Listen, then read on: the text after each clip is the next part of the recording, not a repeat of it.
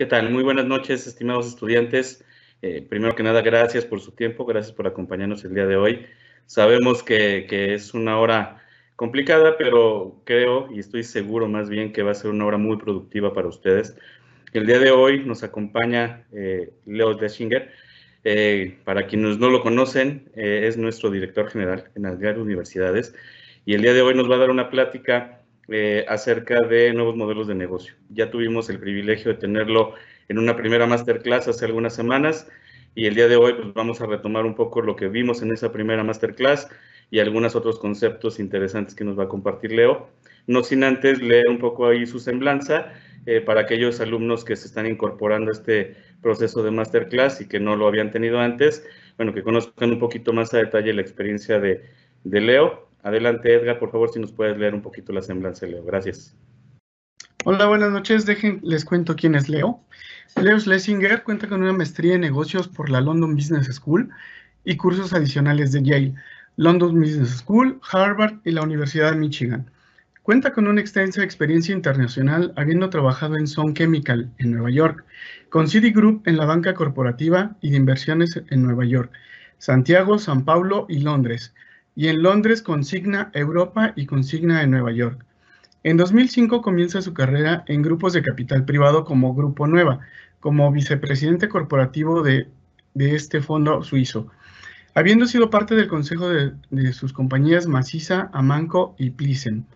En el 2007, Leo se radica en México como director general de Maciza, transformándole la empresa y expandiéndola con la adquisición de sus competidores Rexel, Arklin, las fábricas de Resistol y el desarrollo de la cadena Placacentro de retail en más de 85 tiendas. Desde el 2015, Leo es director general de Aliad Universidades. Leo ha sido reconocido como Young Global Leader del Foro Económico Mundial, fue nombrado Chairman de la Agenda en Capital Natural y Estrategia de Negocios Sustentables en Davos. Ha sido fundador de Global Shapers Community, Ciudad de México, del Foro Económico Mundial. Fue reconocido por el Young Presidents Organization como CEO del año de su Sustainability Awards en 2012. Leo es autor del libro Mi Mejor Yo, editado por Pearson en 2018, con más de 80,000 copias vendidas y sus utilidades donadas a becas para la Fundación Aliad. Es miembro también del Consejo de Kion Networks, vicepresidente del Consejo de American School Foundation, consejero de Subastas Ventura, es mentor en Ashoka de Endeavor y presidente del capítulo del Young Presidents Organization de la Ciudad de México. Leo, muchas buenas tardes. Te dejo con el auditorio. Muchas gracias por la introducción. Muchas gracias a todos los asistentes por estar aquí escuchando esta charla hoy en la noche. Espero que sea productiva. Es un tema que en lo personal me apasiona y espero transmitirles un poco de esa energía y de esa pasión a todos. Hoy vamos a revisar algunas definiciones y maneras de pensar negocios que les ayuden a visualizar a ustedes oportunidades de emprendimiento, cómo pensar el emprendimiento y cómo en lo personal he ido yo conceptualizando algunas de estas definiciones y cómo me ha ayudado a mí a pensar oportunidades y ojalá que a ustedes también les sirva. Vamos a partir repasando algunos temas que ya conversamos en la sesión pasada, como intro hacia la sesión de hoy, y la idea es dejar espacio para una conversación al final, y ojalá hayan preguntas y pueden preguntar lo que ustedes quieran. Creo que es un tema muy interesante, apasionante, sobre todo para aquellos que creen que pueden generar impacto emprendiendo tanto en la sociedad como en sus comunidades y generar valor de todo tipo, y vamos a hablar de qué se trata eso.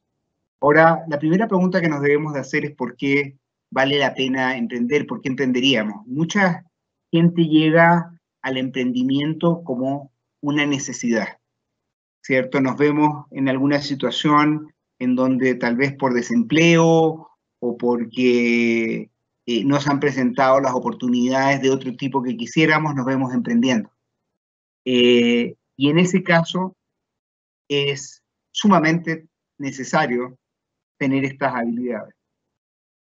por otra manera de llegar al emprendimiento es verlo como una oportunidad. Es gente que efectivamente tiene un afán, una vocación por emprender y que lo considera una oportunidad para llevar esa idea, ese sueño, esa pasión a la realidad.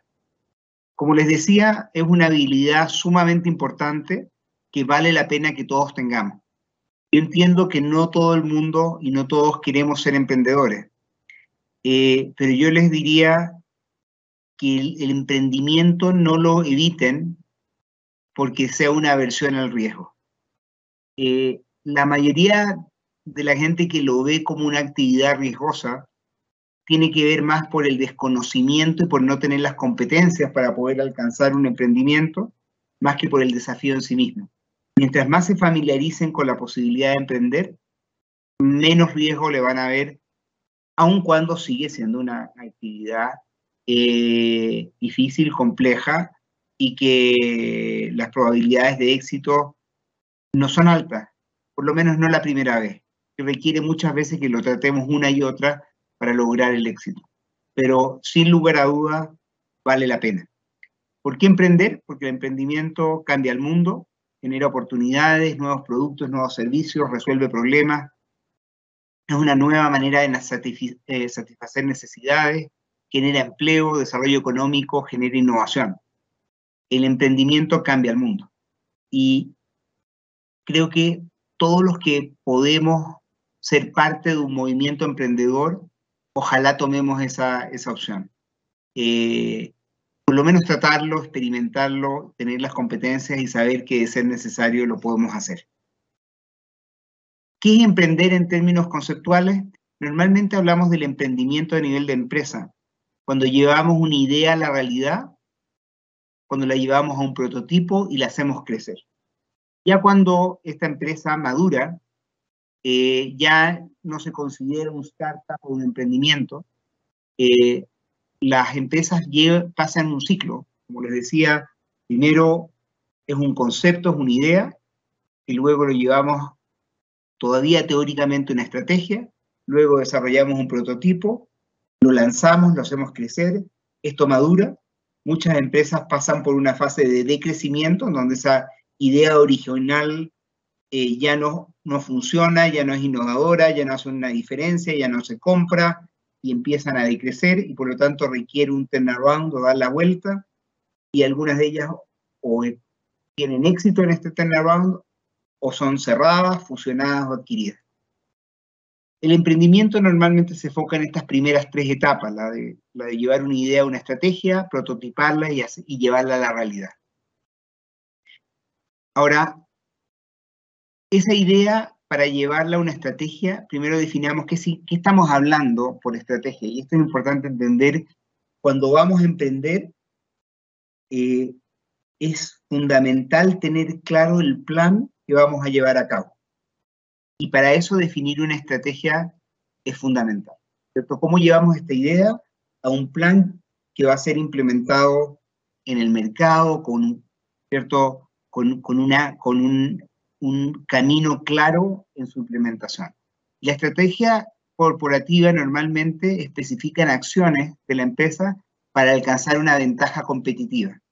¿Qué es una ventaja competitiva? Es aquella ventaja que te permite competir contra tu competencia, valga la redundancia, de una manera más, ¿cierto? Algo que te diferencia de la competencia.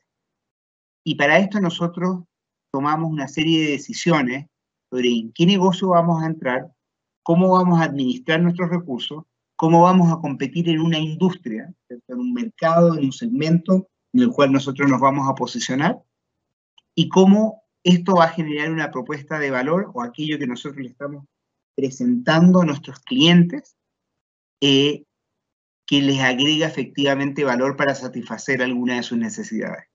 Y cuando hablo de propuesta de valor, es para sus clientes objetivos. Eso significa que entendemos muy bien quién es nuestro cliente, a quién estamos sirviendo, y para que esa propuesta de valor sea efectiva, tiene que atender las necesidades de ese segmento al cual nosotros estamos objetivando.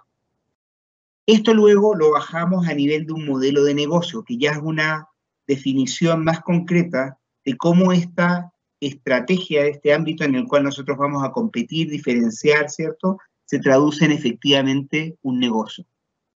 Este parte con la definición de cuál es el propósito de la empresa, la visión, misión y valores, y está contextualizado en base a esa estrategia que hemos dicho que vamos a implementar. Y por lo tanto define el ámbito operativo, cómo la vamos a operar, qué productos vamos a ofrecer, qué clientes vamos a servir, qué mercado va a estar dirigido, qué canales nos van a proveer y a cómo vamos a distribuir, etc. Es una herramienta de análisis que nos permite a nosotros conceptualizar cómo efectivamente vamos a gestionar esta empresa, cómo vamos a ganar dinero, cómo vamos a generar utilidades, etc. Cómo efectivamente esta idea se transforma en un negocio. Ahora, uno tiene, y acá dentro del ámbito de esta charla, quiero hacer una serie de distinciones, y no es que una sea mejor que otra, pero es importante entender que diferentes negocios pueden tener diferentes orientaciones. Uno es, ¿cierto? Uno no va, cuando lanza un negocio, normalmente no lo lanza haciendo exactamente lo mismo que el resto, porque las probabilidades de diferenciarse y de ser efectivamente un competidor que tiene un valor agregado en el mercado son muy bajas. Por lo tanto, uno puede mejorar algo, puede innovar o puede hacer algo más dramático que es la disrupción. Y déjenme ir definiendo en qué ámbito nos podemos posicionar. Cada uno de estos requiere competencias diferentes, pero quiero que las entendamos para que las vayamos definiendo y decir, ok, si voy a empezar un negocio, ¿qué es lo que quiero hacer? Mejorar, normalmente estamos diciendo que en la mejora continua de un negocio es un método en el cual las empresas realizan optimizaciones o mejoran su operación, su producto, en una pequeña escala, pero de forma continuada. Por ejemplo, cuando Apple lanza el iPhone 12 del iPhone 11, hay una mejora que es una mejora continua, que no es radical.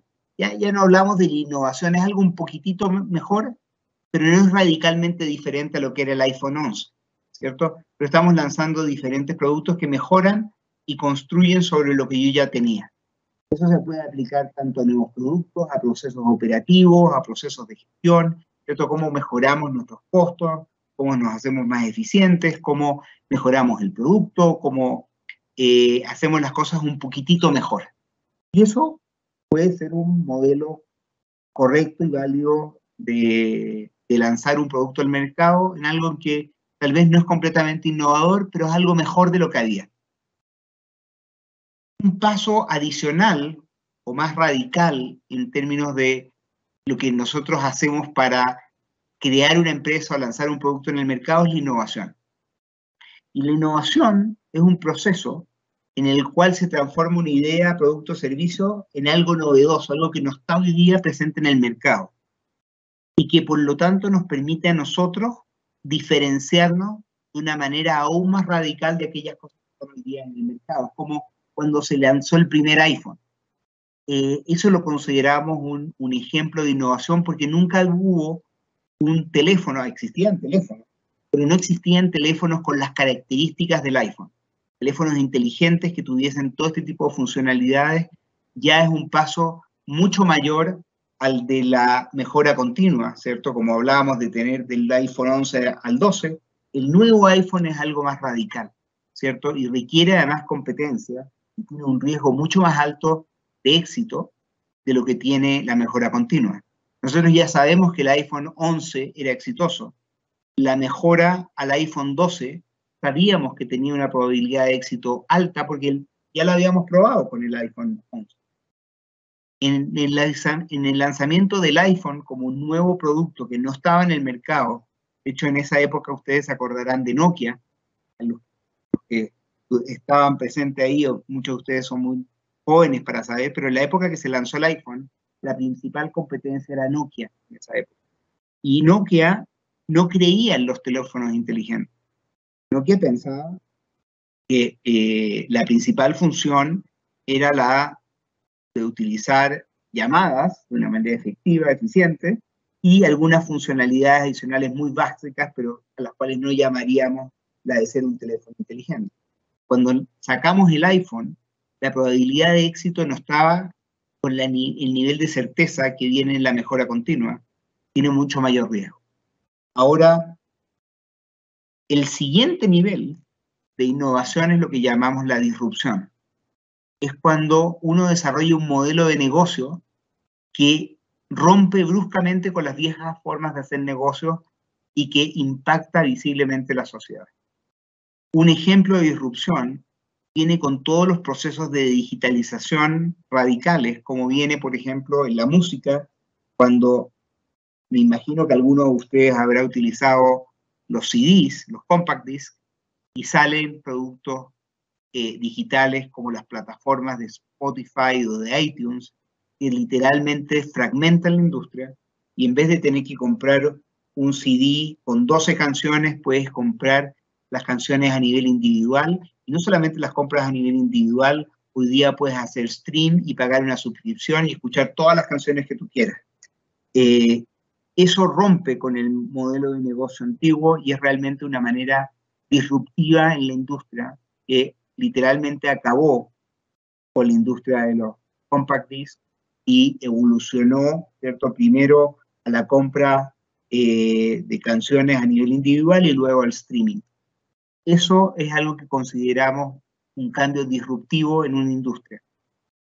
Y uno tiene que pensar, y ese es el que tiene mayor riesgo de todo, porque no existían modelos de comparación, ¿cierto?, en ese modelo de negocio que pudiesen predecir cuán exitoso iba a ser.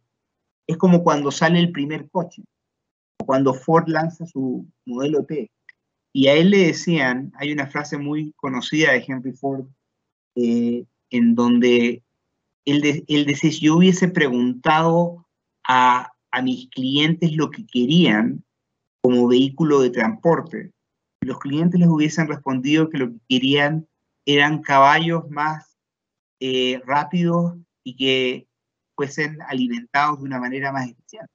Porque eso era lo que la gente en la época como medio de transporte. Nadie se hubiese imaginado antes de que Ford lanzara sus coches a nivel masivo de que efectivamente una alternativa era un coche. Eso es algo tremendamente disruptivo y que cambia toda la industria del transporte. Entonces, cuando uno piensa en emprendimiento, es importante entender los niveles de riesgo asociados con los modelos que estamos incorporando, desde la mejora continua, la innovación y la disrupción, y dónde nos vamos a colocar, ¿cierto? Y mientras más cercano a la disrupción sea, más riesgo tiene el modelo de negocio, más radical es, pero si tenemos éxito, el éxito es tremendo, porque cambiamos la industria y nos posicionamos como el que los transforma, ¿cierto? Estas empresas que logran efectivamente cambiar la manera en que hacemos negocio y posicionarse como el ganador en estas nuevas industrias, tienen oportunidades enormes. Lo hemos visto el día, les mencionaba el caso de Spotify, de iTunes, ¿cierto? Lo vemos en las redes sociales con Facebook, con Instagram, TikTok, etc. Han sido cambios disruptivos en las industrias de comunicación, en crear una nueva industria como es la de las redes sociales que hasta hace poco no existían y hoy día las damos por hecho como parte de nuestra vida cotidiana. Otra cosa que es importante entender cuando vamos a emprender es cuál es el fin que tiene la empresa que estamos creando. ¿Es una empresa que tiene un fin de lucro o no tiene un fin de lucro? Y por fin de lucro, normalmente la asociamos con que el fin final de una empresa es un retorno económico para sus accionistas. Si no tiene un fin de lucro, normalmente lo que estamos pensando es que son empresas que el fin último que tienen va más allá del retorno que generan para sus accionistas, el retorno financiero, sino que en el impacto que están generando, puede ser en la sociedad, en el medio ambiente o en diferentes públicos interesados. Y por eso es importante contextualizar el fin de la empresa en términos de cuál es su impacto y definir qué significa impacto en una empresa, porque esto no es únicamente o no necesariamente, y cada vez menos, únicamente centrado en lo económico. El impacto de una empresa puede ser positivo o puede ser negativo, y se puede dar en diferentes ámbitos. Por ejemplo, en la sociedad, estamos con nuestro producto o servicio como empresa mejorando o dañando la calidad de vida de la gente. Uno puede criticar ciertos productos, y no quiero sonar crítico en esto porque cada uno tendrá su opinión, pero uno tiene una opinión sobre el impacto que puede tener ciertos productos, por ejemplo el tabaco, y eso es un modelo de negocio, ¿cierto?, en la salud y en la calidad de vida de la gente. Es un producto que genera impacto positivo o negativo, lo podemos debatir, cada uno tendrá su opinión, pero claramente hay un ejemplo ahí. O el impacto que tiene, positivo o negativo, de la empresa en el medio ambiente, en el capital natural. Estamos generando una empresa que genera un daño en el medio ambiente o que tiene un modelo de negocio que lo que hace es recuperar el medio ambiente, ¿cierto? Es un modelo de negocio, por ejemplo, en el que estamos recuperando acuíferos, ¿cierto? Calidad del agua, en el que estamos mejorando, por ejemplo, la reforestación, o estamos perjudicando el medio ambiente, ecosistemas, biodiversidad, etc. Y por último, y que es fundamental en un negocio, porque en un negocio uno debe de generar recursos financieros para poder avanzar el propósito del negocio, porque los recursos vienen de la generación de estas utilidades, pero los negocios pueden generar impacto positivo o negativo en lo financiero. Podemos generar utilidades o podemos destruir valor económico. Un negocio se va a la quiebra o no tiene un buen modelo financiero, en donde estamos gastando más de lo que ganamos de una manera indefinida, obviamente estamos destruyendo valor económico. O es un modelo de negocio en el cual generamos una rentabilidad suficiente o adecuada para poder seguir avanzando el propósito del mismo. Hay que pensar el impacto también, no solamente el tipo de impacto, o sea, en la sociedad, en el capital natural, en el financiero, sino en qué públicos interesados en el negocio están siendo afectados o impactados por el negocio. Estos impactos positivos y negativos además se dan en ciertos públicos, pueden ser en nuestros propios colaboradores, los trabajadores de una empresa se ven beneficiados por la manera en que se gestiona la empresa o se ven dañados. Los proveedores tienen un impacto, lo estamos cuidando de una manera adecuada. A nuestros clientes tiene un impacto, ¿cierto? Estamos atendiendo esas necesidades y proveyéndoles el valor que les prometemos entregar. Las comunidades aledañas a la empresa están viéndose afectadas positiva o negativamente. Y obviamente también los accionistas o dueños de la empresa deben de tener un retorno y también son impactados por la gestión de la empresa. Entonces, cuando hablamos de impacto de una empresa, normalmente uno lo piensa únicamente en los temas financieros, pero quiero aquí conceptualizarlo para verlo de una manera más amplia, y cada vez es más importante conceptualizar los negocios así, en que los impactos pueden ser positivos o negativos en la sociedad, en el medio ambiente y de manera financiera, y en todos los públicos interesados de la empresa, sean colaboradores, proveedores, clientes y comunidades y accionistas. Mucho más allá únicamente de pensar que los públicos interesados son solamente los dueños de la empresa. Todos los públicos tienen que ser atendidos y deben de ser conceptualizados y entendidos en que deben de atenderse esas necesidades y esos impactos también. Ahora, cuando hablamos de oportunidades de negocio, déjenme conceptualizarlas un poquitito también. Podemos entender que hay oportunidades orgánicas o que se generan dentro del negocio que le permiten a ese negocio crecer, por ejemplo, generar nuevos productos o atender nuevos mercados. Y cada una de estas opciones que tomemos van a tener diferentes niveles de riesgo. Por ejemplo, un emprendimiento que en general lo conceptualizamos como un producto nuevo para nosotros. Nosotros estamos lanzando un nuevo producto en un mercado que nunca hemos atendido, por eso es algo nuevo, es un emprendimiento, esto como un nuevo negocio, es de por sí de alto riesgo.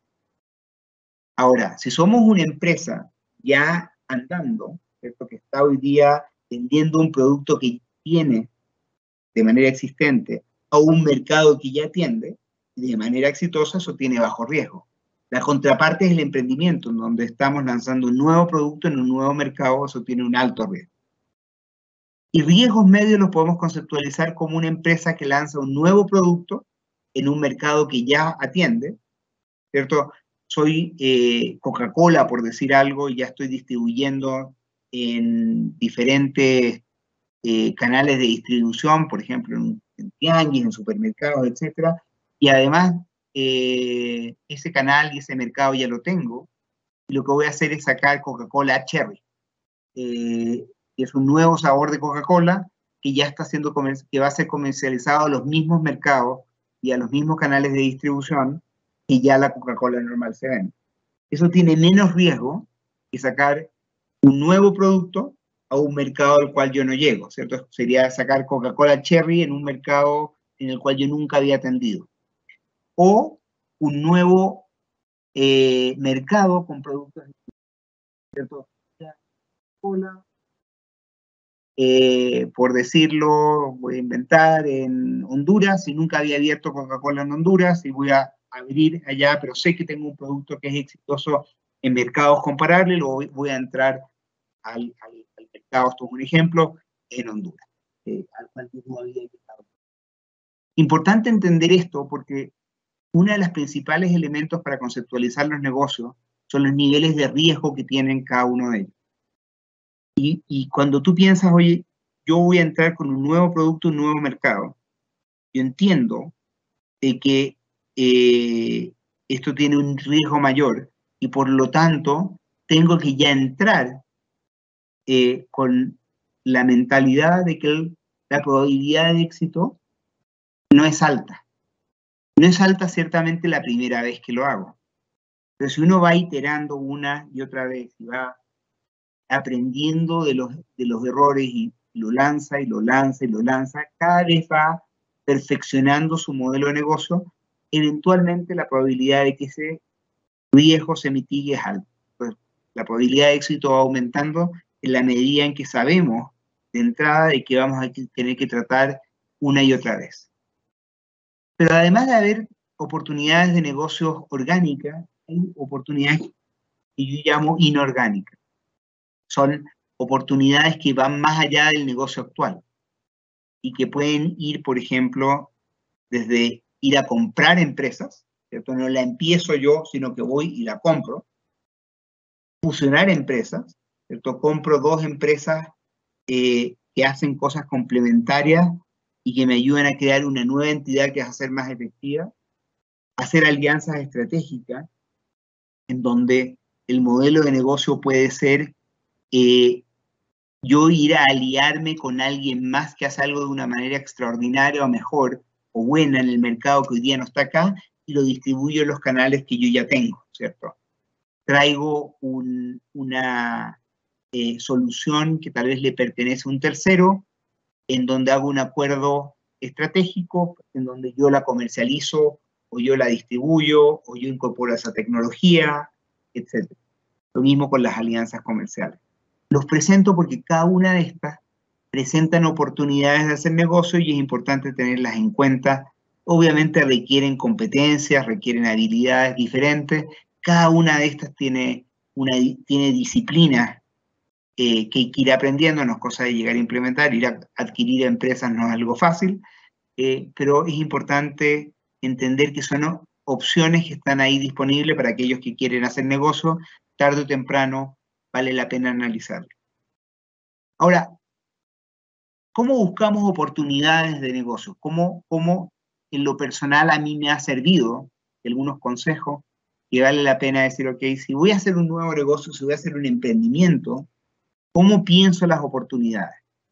Y estoy reduciéndolo de una manera muy fuerte porque hay muchas más maneras, pero les diría, me focalizaría en dos. Una es verlo por industria. Es decir, ¿sabes qué? Si voy a entrar a un nuevo negocio, tengo que entender en qué industria juega ese nuevo negocio. tengo que entender el tamaño de mercado, ¿cierto? ¿Cuánta gente disponible para comprar ese producto o servicio que yo voy a vender hay ahí? Ese mercado, esos potenciales clientes, ¿vienen creciendo o vienen decreciendo? ¿Hay más de esos clientes o hay menos de esos clientes disponibles? ¿Y cómo se ve eso en el tiempo? Porque si uno va a empezar una empresa, es para el largo plazo decir, este mercado al cual yo voy a atender, la tendencia es que crezca o que decrezca. Por ejemplo, si voy a entrar en el negocio de productos alimenticios orgánicos, ¿ese es un mercado que creo que va a crecer? ¿O ese mercado creo que va a decrecer? De hecho, es un mercado que viene creciendo de una manera muy importante. Cada vez la gente es más consciente de la importancia de comer comida sana, y es un mercado que viene expandiéndose, por ejemplo. Todavía es un mercado pequeño, pero viene en crecimiento. Por ejemplo, en el caso lo decía como ejemplo antes de las bebidas cola, eso es un mercado que viene decreciendo. De hecho, la conciencia de la gente sobre el tipo de alimentación y el comer sano, etcétera, hace que ese mercado venga. Es un mercado muy grande, pero viene decreciendo. Entonces uno tiene que hacer una apuesta. ¿Prefiero entrar a un mercado grande que cae o prefiero entrar a un mercado chico que crece?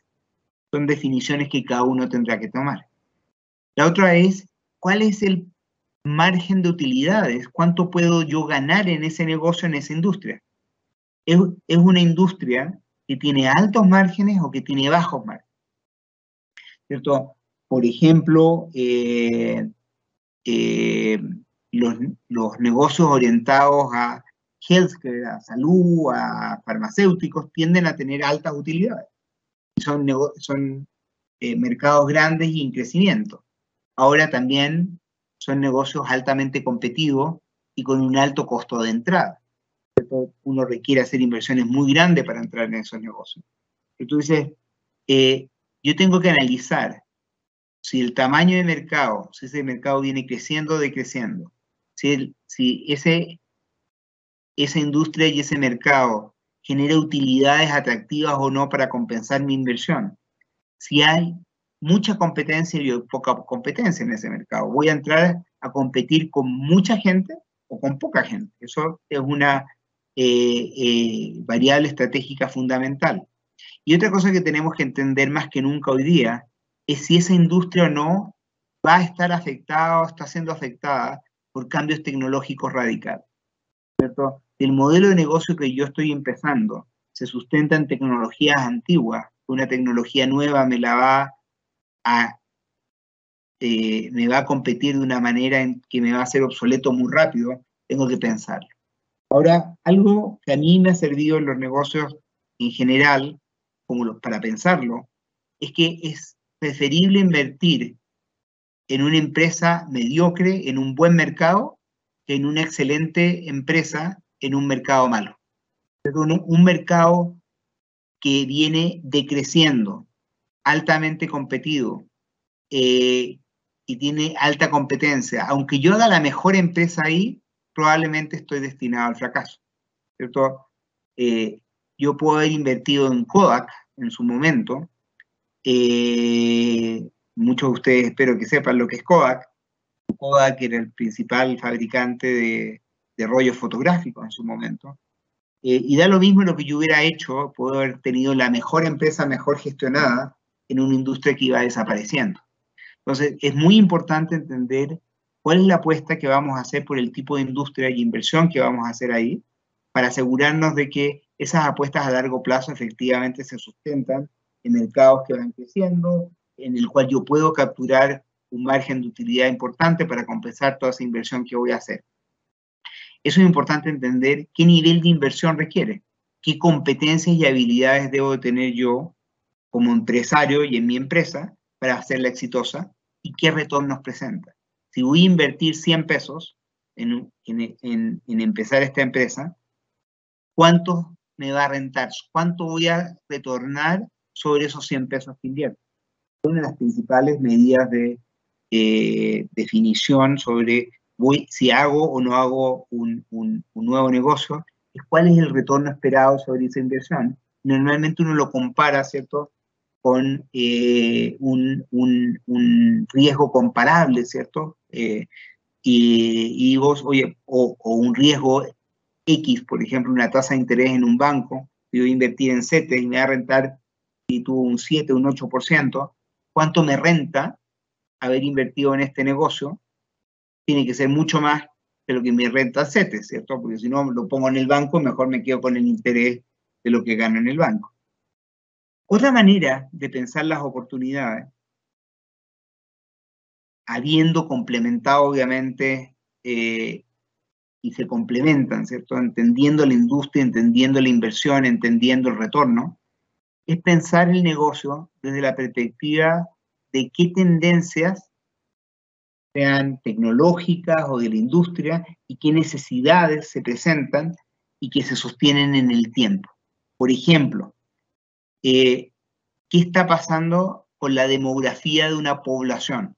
Por ejemplo, muchos hablan del, y todos entendemos lo que es el envejecimiento poblacional. Esto quiere decir que cada vez en una población, y México no es la excepción, tiende a ser más vieja o cada vez la proporción de gente de mayor edad en el mix poblacional va creciendo.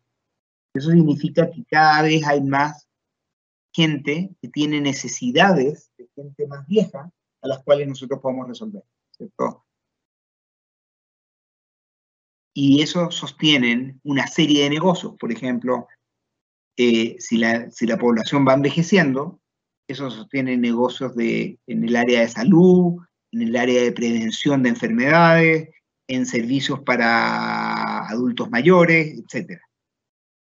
Otras tendencias que podemos ver es sobre los cambios tecnológicos, ¿cierto? Si por ejemplo estamos viendo que viene el 5G como tecnología, por ejemplo, en teléfonos celulares, y que a esto además se soporta todo lo que es, espero no estar hablando conceptos que no conozcan, pero creo que es básico que todos los entiendan, lo que es la Internet de las cosas, en donde todos los productos están conectados los unos con los otros a través de wireless y se hablan los unos a los otros. Eso genera oportunidades de negocio tremendas. En distribución, en logística, en seguridad, etc. Otras tendencias y necesidades que uno ve, uno dice, oye, ¿qué es lo que está pasando a nivel social en la población donde yo estoy? Hay más pobreza, menos pobreza, hay más educación, menos educación, hay más igualdad, desigualdad, y una serie de tendencias que uno dice, ok, si estas son las tendencias sociales en las cuales yo estoy montando mi negocio, ¿cómo puedo generar un modelo de negocio que resuelva muchas de esas necesidades?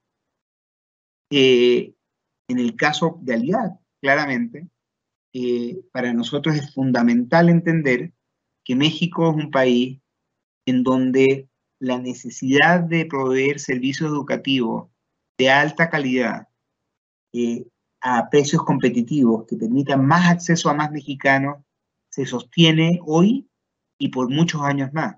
Porque por lástima, en México, menos del 30% de la población tiene acceso a la educación superior, menos del 18% de la población ha accedido y ha alcanzado un grado de educación superior. Por lo tanto, y sabemos la importancia que tiene la educación en calidad de vida, en la movilidad social, etc. Entonces, si entendemos esa tendencia y esa necesidad, por ejemplo, en el caso de Aliato, nosotros entendemos de que nuestro modelo operativo y de negocio se sostiene en una necesidad tremenda que debemos de resolver y que tiene un impacto social positivo enorme, en el cual, si lo hacemos bien, vamos a poder beneficiar a muchos mexicanos y sostiene un negocio en el largo plazo. Otras tendencias y necesidades son las medioambientales, ¿cierto? Si sabemos, por ejemplo, que el cambio climático es algo radical, fundamental, que nos impacta a todos y que tiene una urgencia tremenda, ¿cómo generamos negocios alrededor del cambio ambiental que beneficien a mitigar los impactos del cambio ambiental o mitigar, por ejemplo, el cambio a energías limpias, ¿cierto? Que van a mejorar a su vez el impacto que se tiene. Nada más. Pero el punto que les digo es, una manera de buscar oportunidades es entender las dinámicas de lo que está pasando en nuestra sociedad, cómo esas tendencias se proyectan en el tiempo y cómo nuestros modelos de negocio generan impactos positivos a mitigar o a basarse en estas necesidades y ser un actor positivo en resolver estas oportunidades que se van presentando. El emprendimiento, como yo les decía, no es fácil. Toda empresa grande fue primero una empresa pequeña y partió como una idea. Les voy a terminar acá y lo quiero abrir a preguntas con algunos aprendizajes personales sobre el emprendimiento. Y les quiero mandar estos como mensajes, ¿cierto? Y luego lo abro a preguntas y respuestas y podemos tener una conversación. Lo primero que les diría a nivel de emprendimiento es no lo hagan solamente por el dinero. Es fundamental cada vez más hacer negocios que tengan un propósito y un propósito que nos apasione. Porque como yo les decía, emprender es difícil, emprender en algo en el cual no le encontramos sentido, más difícil aún. Y creo que cada vez más importante es hacer cosas que estén alineadas a nuestros valores, a nuestro propósito, generen un impacto positivo, y eso los va a sostener en los momentos difíciles del emprendimiento. Busquemos solucionar verdaderos problemas, sociales o medioambientales. Como yo les decía, tenemos tantos hoy día en nuestra sociedad, en nuestro medio ambiente. Y si buscamos soluciones a esos problemas reales, sean sociales o medioambientales, eso sostiene un negocio sin lugar a dudas y además genera un impacto positivo. Hay que soñar en grande, pero mantener los pies en la tierra. ¿Sabes? Sueñen lo más grande posible, vean qué tan grande es el problema y qué tan grande es su solución, pero sepan que tienen que partir del primer paso, ¿cierto? Y eso siempre es de idea a prototipo, a crecimiento, y eso requiere tiempo, requiere iteración. No se obsesionen con las ideas. Obsesiónense con el problema que quieren solucionar. Conozcan a sus clientes, conozcan a su consumidor. Probablemente la primera idea que tengan ustedes de cómo solucionar esa necesidad no va a ser la correcta. Probablemente van a tener que cambiarla muchas veces. Obsesiónense con el problema, no se obsesionen con la solución. La solución puede y probablemente va a cambiar, pero el problema continúa ahí. El punto es cómo lo solucionan de la manera efectiva. Tener re claro, como les decía, el modelo de negocio, cómo van a generar utilidades. La mayoría de los negocios fallan no porque la idea o el problema que quieren solucionar sea el equivocado, es porque no hemos logrado entender cómo generar los recursos financieros principalmente para poder avanzar ese negocio. Fundamental entenderlo. Nada es lo que parece, hasta que lo intentas no van a saber si esto funciona o no funciona. Así que cualquier gran idea que tengan se va a encontrar con la dura realidad y va a tener que cambiar y cambiar y cambiar. Esto es parte del proceso iterativo de la innovación, es algo con lo cual se tienen que acostumbrar. No es negativo, así funciona. O sea, si no les funciona la primera vez, es normal que no les funcione la primera vez. Tengan claro que van a tener que probar 1, 2, 3, 5 veces, 10 veces, 1000 veces. Lo importante es que si saben que vale la pena el problema que van a solucionar, vale la pena que traten una y otra vez. Correr riesgos y no tenerle miedo al fracaso. Probablemente la principal razón por la cual uno no emprende es porque uno percibe los riesgos de una manera muy grande y tienen tremendo miedo a fracasar. Eso está cambiando radicalmente. Ya no hay un estigma asociado a fracasar en un emprendimiento. Y realmente los fracasos no son tales, son aprendizajes en cómo no hacer las cosas y son un camino en seguir, ¿cierto?, mejorando y iterando. Otra cosa que les diría es asegurarse que vamos a construir un excelente equipo. O sea, no hay ningún emprendimiento que sea basado en una sola persona. Todos los emprendimientos requieren de tener un equipo, de rodearse de personas que tienen con los cuales tienen confianza y que saben hacer cosas mejor que uno, ¿cierto? Si son todos iguales a uno, peor que uno, mediocre va a ser el emprendimiento. Pero cada uno tiene que poder encontrar el equipo que los complementa y los cuales trae habilidades que son únicas y excelentes, por lo menos en algún ámbito. Nadie es perfecto en todo, pero que tengan cada uno un área de excelencia que les permita sacar esto adelante. Entender a la industria y a la competencia. Como yo les decía, un aprendizaje para mí fundamental es asegurarme de que estoy en la industria correcta. Estoy en el sector correcto de mi emprendimiento. No saco nada con tener el mejor negocio en una industria que viene en caída, ¿cierto? Empezar un nuevo negocio de rollo fotográfico en la época de Instagram. El capital siempre llega cuando hay buenas ideas, buen equipo y mucha perseverancia. Si tienen eso, va a llegar el financiamiento. Yo les diría también, siempre busquen dar más valor de lo esperado. Calidad, precio y experiencia. ¿Cómo vamos a hacer que nuestros clientes sientan que recibieron mucho más de lo que esperaban?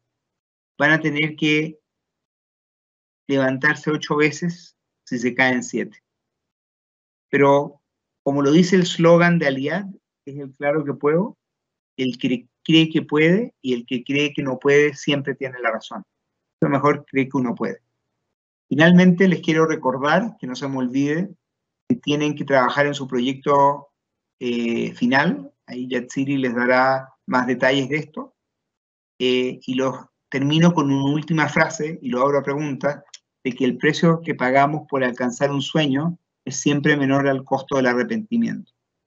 Ustedes habrán escuchado muchas veces que la gente que está voy a ser tal vez un poco dramático con el ejemplo, la gente que está en el lecho de muerte pensando que ya está a punto de morirse, cuando uno le pregunta de qué se arrepiente, normalmente es de aquellas cosas que no hicieron, no de las cosas que hicieron. De los riesgos que no corrieron, de las oportunidades que no tomaron, que normalmente no las tomaron por la percepción de riesgo que venía asociado. Entonces, sé que pasé por muchos conceptos muy rápido, espero que hayan preguntas y encantado de responderlas. Yatsiri, yo entiendo que a ti te han llegado, encantado de escuchar qué tienen que preguntar. Primero que nada, Leo, antes de pasar a darle la palabra a la maestra Yatsiri, gracias por la plática, muy, muy interesante. Y sí, hay muchísimas preguntas aquí en el chat, entonces adelante, maestra, por favor, moderando. Ahí, yo creo que, Leo, son muchas, entonces, ¿te parece si tomamos unas 4 o 5 preguntas y el resto te las comparto vía correo? Y si nos haces favor. Lo que ustedes consideren adecuado. Porque si son encantado de responder todas las questions. Entonces, bueno, adelante, maestra.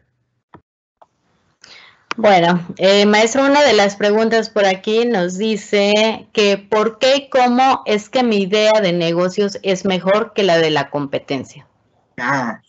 Mira qué buena pregunta. Y no existe una respuesta correcta a lo que te voy a decir. Y existen muchas variables de esto. Al final del día te diría, ¿quién hizo la pregunta para responderle por nombre? Jorge Santiago. Jorge, fíjate, yo tengo varios ejemplos. Betamax, te voy a dar ejemplos de mi época, cara. Te voy a mostrar mi edad, espero que lo conozcas. Betamax y VHS eran los sistemas estos donde tú tenías tus videos y los veías en la televisión antes de que existiera Netflix y todo. Betamax era un sistema infinitamente superior a VHS. Sin embargo, VHS fue mucho más exitoso al de Tana. Por otro lado, tú tienes sistemas operativos o computadores como en la época, en la primera época de Apple, en donde Microsoft era muchísimo más exitoso que Apple, a pesar de que el user interface, ¿cierto? La interfase usuaria y todas las cualidades de los productos Apple eran mucho mejores a los de Microsoft. Y mucho se debía a que Microsoft tenía un sistema abierto y Apple tenía un sistema cerrado. Que hubiese mucho más desarrolladores en los sistemas de Microsoft que los de Apple, siendo que el sistema de Apple era un mejor sistema que el de Microsoft en la época. Entonces, te estoy respondiendo esto de una manera contraria, diciéndote que hay veces en que el mejor producto no gana, que tiene que ver en cómo lo mercadotecnia, cómo lo mercadeas, que tiene que ver en cómo lo posicionas, que tiene que ver en el rango de precio en el que tú estás, en entender muy bien cuál es el segmento de clientes al cual tú estás llegando. Entonces, no existe una fórmula mágica para decir este negocio va a ser más exitoso que este otro. Obviamente, a nivel teórico, yo te diría, cuando tú logras entrar en negocios en donde tú tienes una clara diferenciación, y por clara diferenciación me refiero a una diferenciación que es percibida por tu cliente, y por tu cliente objetivo, porque no todos son tus clientes, no todo el mundo va a ser tu cliente. Si tú vas, yo hoy día, por ejemplo, vamos a dar un programa dentro de capacitación en coding, ¿cierto? En programación de sistemas y de desarrollo de apps, por ejemplo. El segmento de los clientes que hoy día compran programas de gastronomía, tal vez no sean tus clientes, pero tal vez el egresado de carreras de ingeniería en sistemas sí lo sea. Pero uno tiene que entender muy bien a dónde va orientado tu producto, entender muy bien quién es tu cliente, quién es el que te va a comprar y qué necesidad tiene, ¿cierto? Yo les decía, obsesiónense en su negocio con cuáles son las necesidades que tiene tu cliente y cuál es el problema que vas a resolver. No te obsesiones con la solución, porque hay muchas maneras de resolver un problema. Y hay veces en que la gente se obsesiona con su solución, con su producto, y no se obsesiona con el problema que quiere resolver. Uno tiene que obsesionarse con resolver ese problema con el mejor producto, y ese producto puede cambiar, y de hecho lo que te garantizo es que va a cambiar.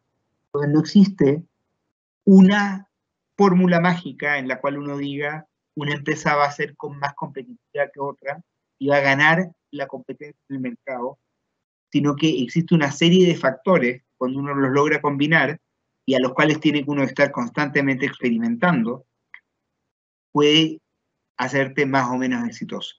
¿Cómo generas una diferenciación? ¿Cómo generas una ventaja competitiva? Normalmente uno se diferencia en un producto en el cual o tienes un costo competitivo o tienes un valor extraordinario, ¿cierto? Tú llegas, tal vez eres más caro, pero generas tanto valor en tu producto, la gente está dispuesta a pagar más por tu producto. Lo que pasa con Apple, por ejemplo, o lo que pasa con ciertas marcas de lujo. Hay gente que paga precios excesivos o precios muy altos por productos únicamente por la marca, porque se logró posicionar en el imaginario social con un estatus X al cual la gente quiere acceder. Entonces, todo ese nivel de factores es lo que te hacen diferenciar y ganar o perder en un mercado. Y obviamente en 2 minutos no me da para darte toda la respuesta, pero lo más importante que te dejo es que uno tiene que combinar todos estos factores, y no porque seas más débil en uno, quiere decir que no termines siendo exitoso en el mercado. No tienes que ser extraordinario en todo, tienes que ser extraordinario en aquellas cosas que hacen la mayor diferencia para tu cliente. Espero haber contestado, Yatsiri. Sí, maestro, muchas gracias. Por aquí tenemos otra de Roberto Fischer, nos dice, entonces, en esto de las inversiones, ¿sí aplica el famoso el que no arriesga no gana? Por supuesto. De hecho, yo en toda la presentación, en todas las láminas te hablo de riesgo. En los negocios, todo en términos de retornos tiene que estar en función del riesgo que tiene, ¿cierto? Si tú hoy día, y te voy a decir que hagas y no hagas, estás siempre. Si tú hoy día no emprendes y dices, ¿sabes qué? Voy a dejar mi dinero en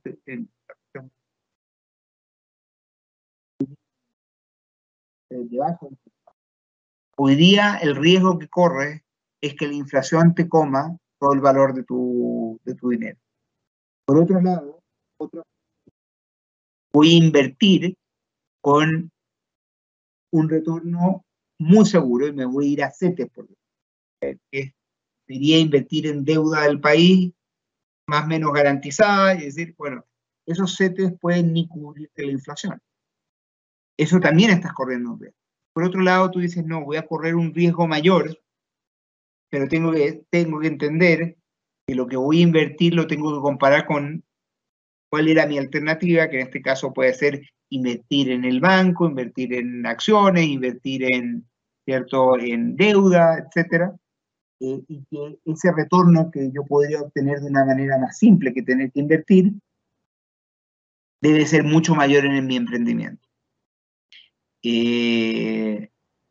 Y como tú dices, el que no arriesga no gana. Así es, maestro. Por aquí tenemos una, ahí dice un anónimo, que quieren saber si quiero emprender, ¿cómo hago? ¿A quién busco que me apoyen en la universidad en mi campus? Ah, fantástico. Bueno, en el área emprende, primero que nada,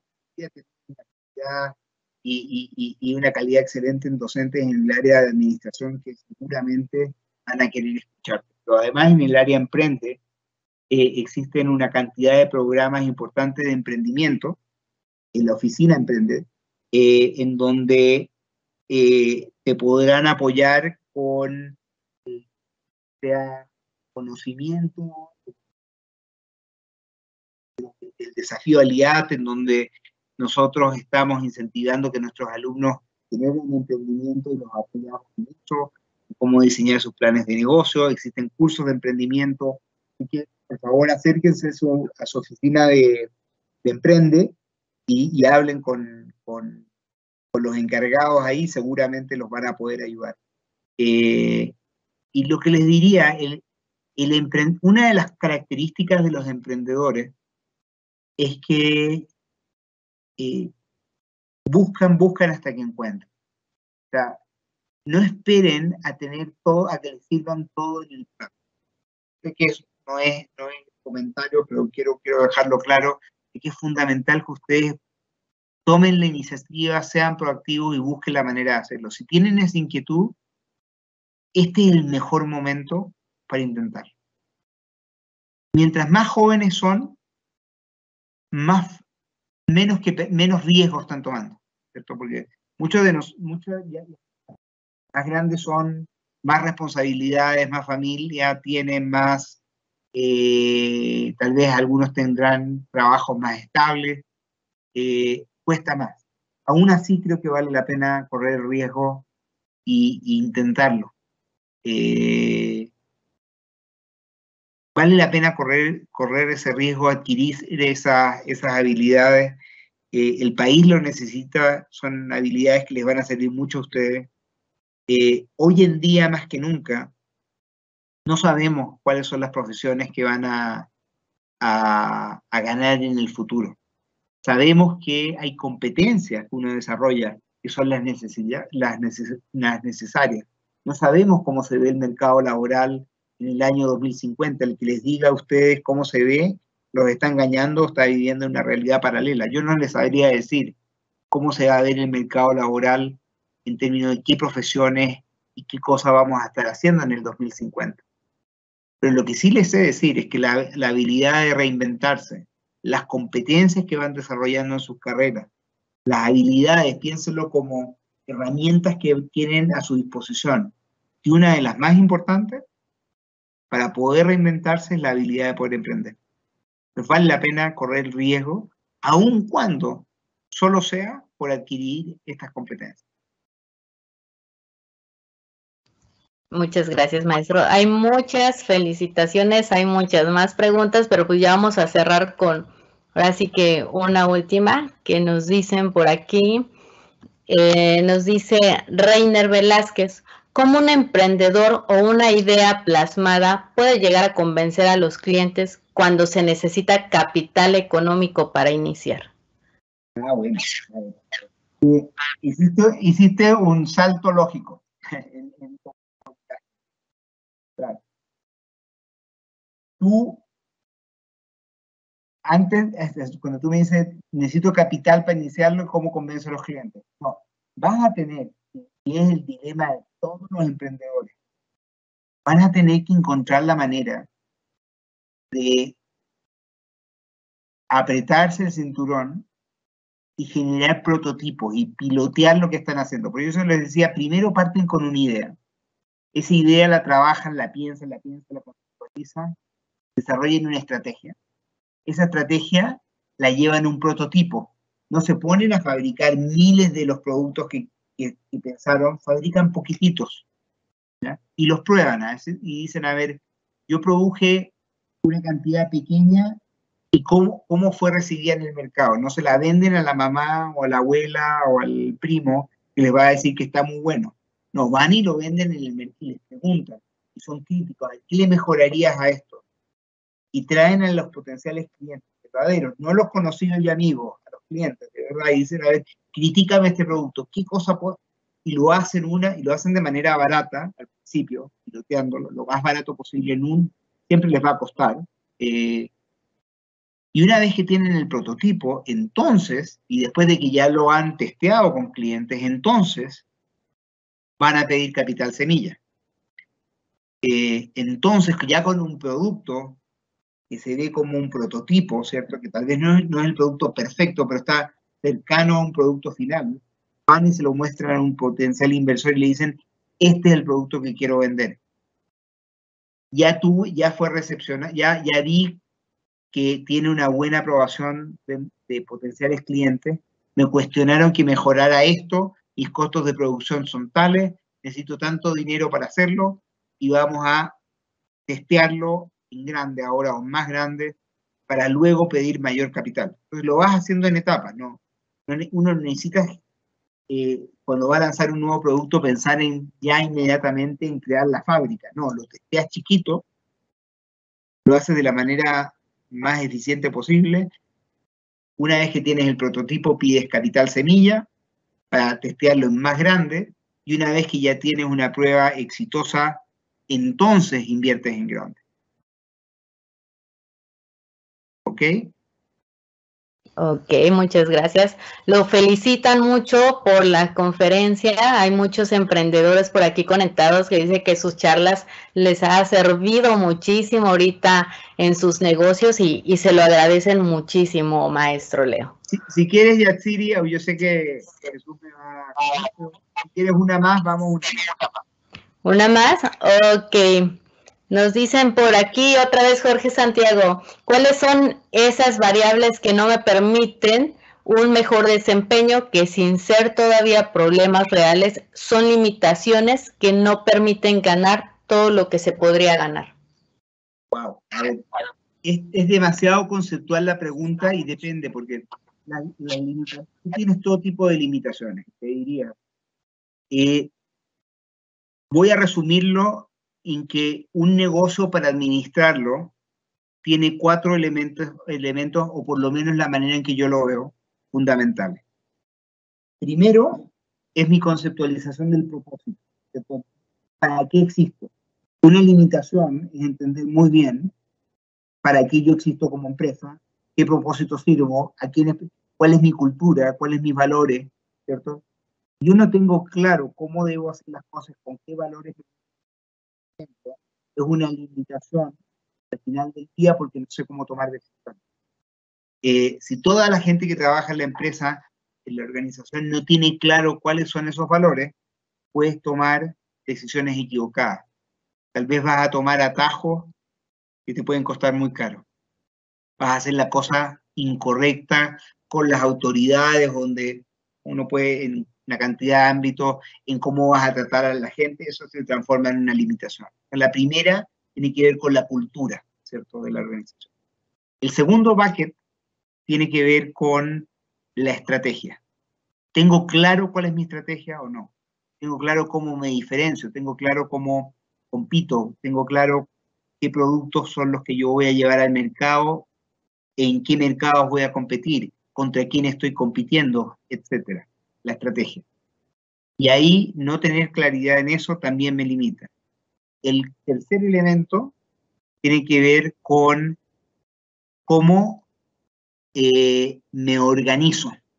Y la organización tiene que ver con el talento que debo tener, las competencias que debo tener y cómo las estructuro, ¿cierto? Cómo me organizo alrededor para tener una organización efectiva y eficiente con las competencias adecuadas para poder llevar el negocio a cabo. Entonces, si soy un negocio digital y no tengo competencias digitales o gente que sepa del ámbito digital en la empresa, no voy a ser efectivo. O si tengo una estructura organizacional en la cual no logro organizarme de una manera efectiva, también me va a limitar.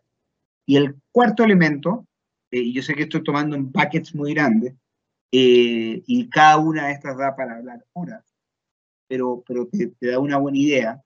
El cuarto elemento es el de la gestión, y uno en la gestión gestiona dos cosas. Uno gestiona la innovación, el cambio, y uno gestiona la mejora continua. Si solamente estoy cambiando y nunca mejoro, nunca logro tener un producto que tenga una buena calidad para salir al mercado.